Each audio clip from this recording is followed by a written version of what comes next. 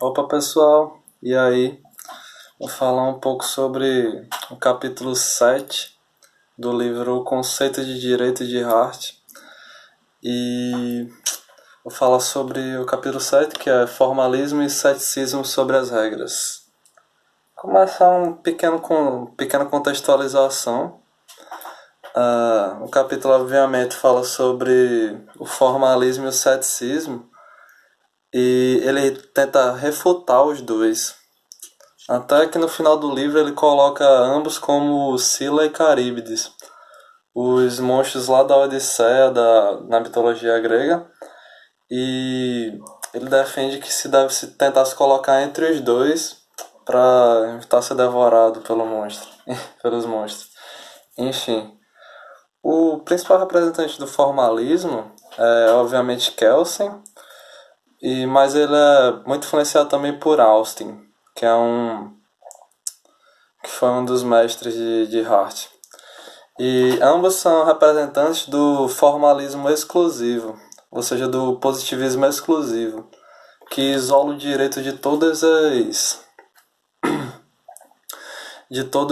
outras ciências e coloca o direito como objeto único de estudo, criando assim um formalismo exclusivo, no sentido que exclui as outras ciências.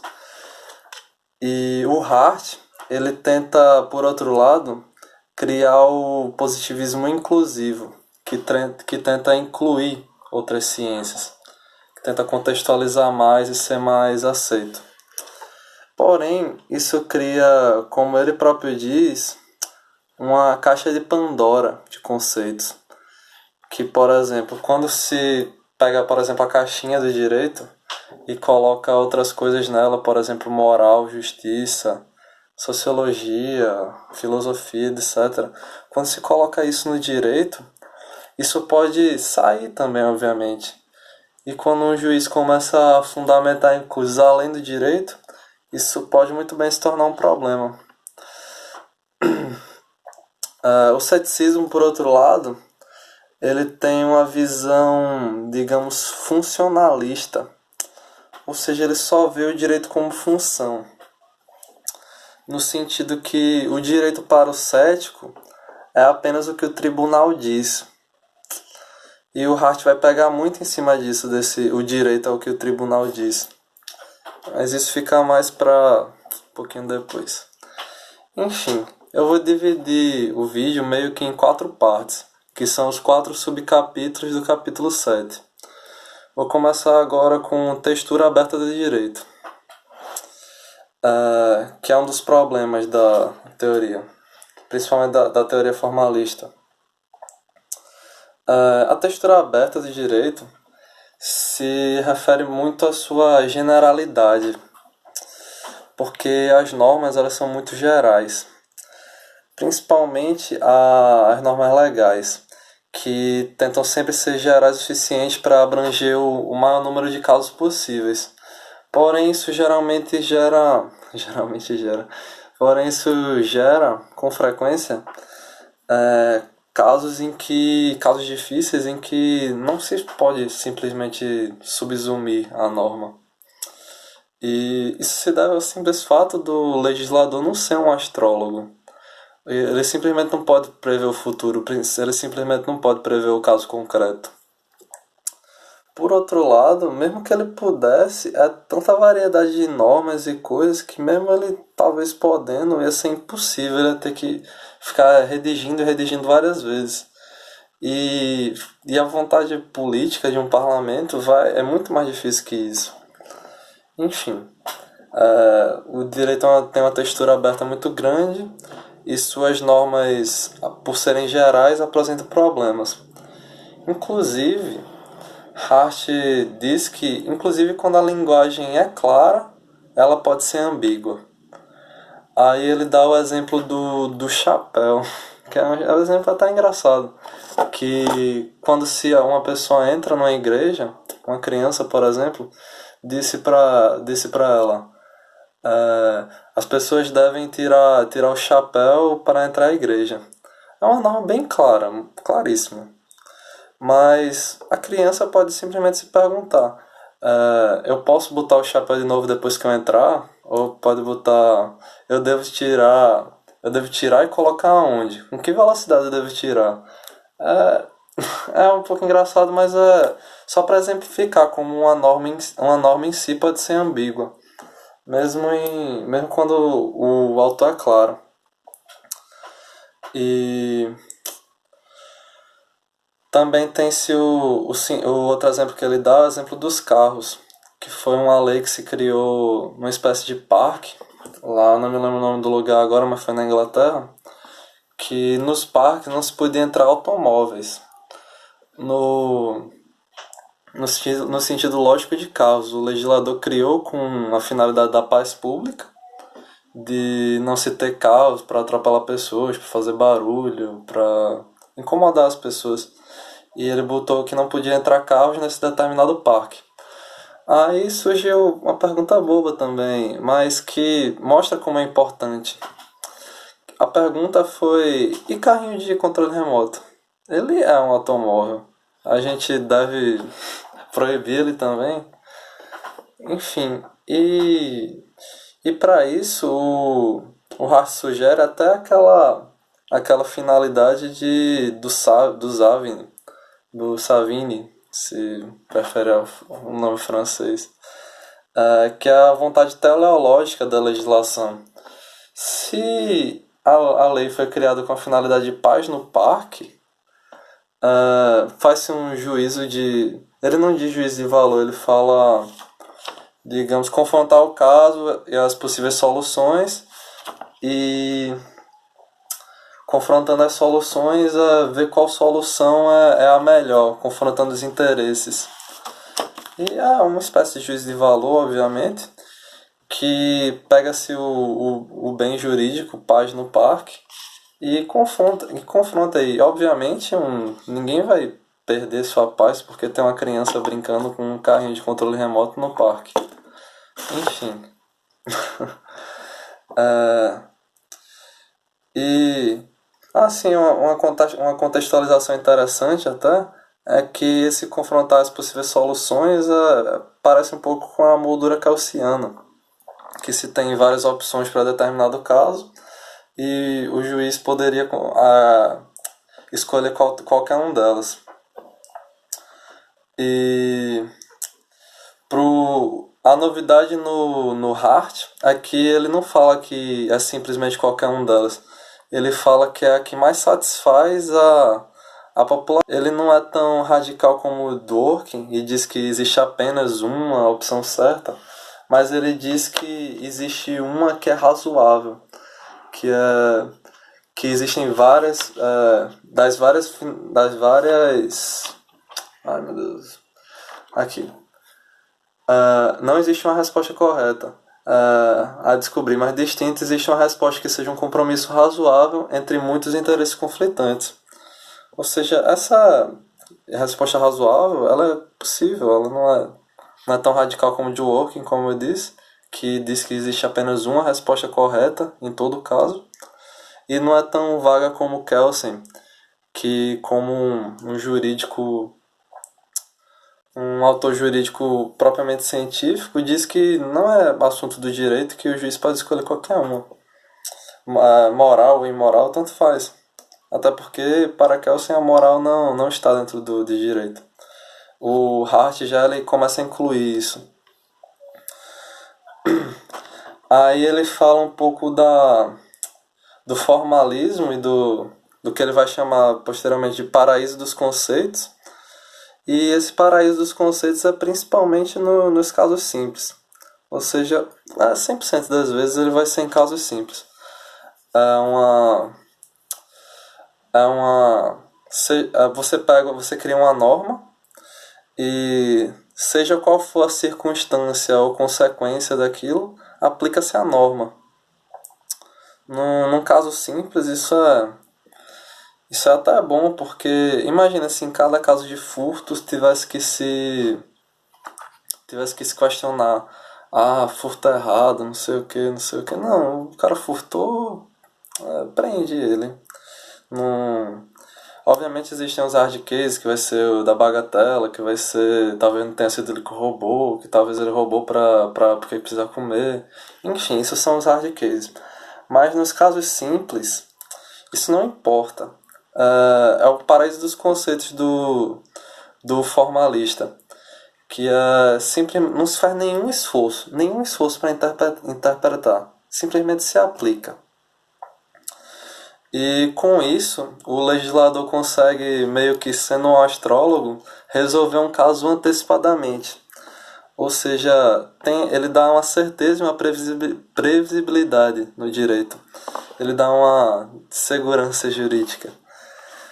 E deixa eu ver aqui. Aí depois disso ele fala de duas situações possíveis quando se cria isso. Que. Exatamente, quando se cria isso. Que é a situação do respeito excessivo da lei, que ao aplicar a norma, abre-se mão de muitas coisas, abre-se mão da moral, abre-se mão totalmente da justiça, tudo por uma aplicação forçada da lei, que muitas vezes a população nem sequer aprova, e fala de um desrespeito total à lei, que é quando tem-se crimes em série e etc. Quando ninguém se preocupa com a lei. Enfim. E exatamente como ele se fala de estar entre formalismo e ceticismo, ele também fala que é importante estar entre essas duas. Porém, ele puxa mais para o lado formal, para o lado do respeito, não excessivo, mas um respeito à lei. E ele, como solução para os hard cases, ou seja, os casos difíceis, os casos que é necessário uma interpretação maior da lei, ele diz que a única solução é o poder discricionário, que vai ser justamente esse compromisso razoável entre os interesses conflitantes. Porque, como Kelsen diz no seu livro A Teoria Pura de Direito, caso X deve ser Y, se tiver um caso imprevisto ou um caso que a lei não é suficiente, X deve ser o quê? E esse o quê para Hart é justamente o poder discricionário, que é o poder do juiz decidir sobre. Agora eu vou pro subcapítulo 2, que é variedades de ceticismo sobre as regras. Não consegue. O Hart é bem sarcástico nesse livro, e ele fala que o cético é apenas um formalista desapontado. Ou seja, um formalista que, ao ver que o mundo não era um conceito formal de normas que se aplicam, tudo bonitinho, ele se tornou cético por causa disso. E a máxima do ceticismo é, obviamente, o direito é o que os tribunais dizem. E Hart responde isso uma frase que até tá grafada aqui, que é: a própria existência de um tribunal implica a existência de regras secundárias que conferem jurisdição e uma sucessão mutáveis de indivíduos que atribuem autoridade às suas decisões. Esse conceito de regra secundária, que eu acabei de dizer, é justamente uma das questões centrais da teoria de Hart, que divide o direito em regras primárias e regras secundárias. As regras primárias seriam as regras em si, enquanto as regras secundárias são as regras que dão autoridade e jurisdição para um poder, ou seja, para um juiz, para um tribunal. E ele diferencia essa regra secundária justamente pelo fato dessa regra não ser o tema geral, não ser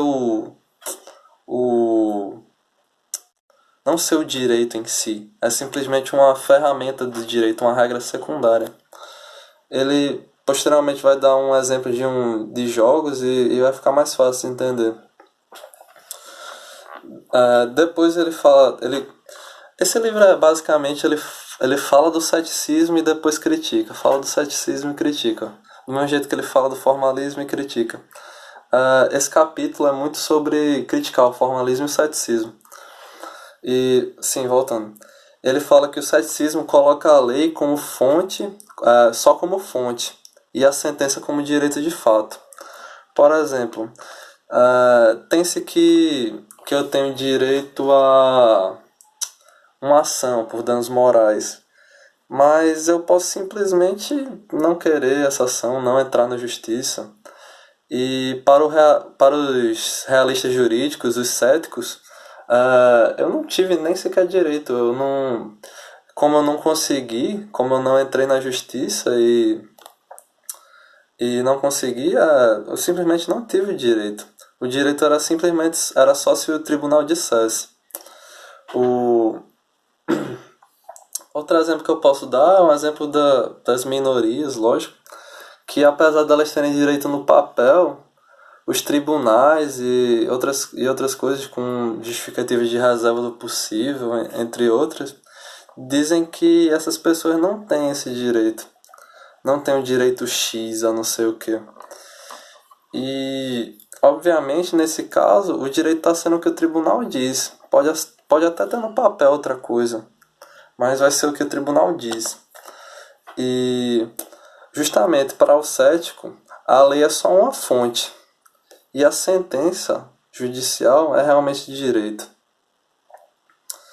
E Hart, ao criticar isso, fala que o direito também funciona na vida, criando padrões jurídicos e restrições.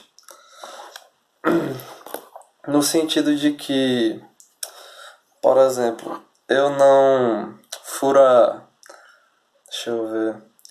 Eu não atravesso o sinal vermelho, não necessariamente porque um tribunal vai me condenar, mas porque eu internalizei que isso é ruim. Eu não mato uma pessoa porque um tribunal vai me condenar, mas porque o direito criou um padrão em mim. Você pode até justificar que isso é moral e tal, mas deixa eu ver um exemplo mais concreto. Por exemplo, leis civis. Leis civis são menos naturais, digamos. Deixa eu ver uma lei aqui. Lei de Lei de sucessão, por exemplo. O não. A própria lei de dano moral, eu não vou xingar alguém porque eu sei que ela pode me processar.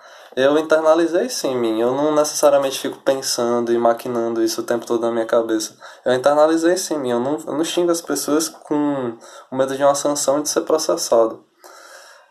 Não com medo, digamos, mas com esse receio, digamos assim, com isso internalizado em mim.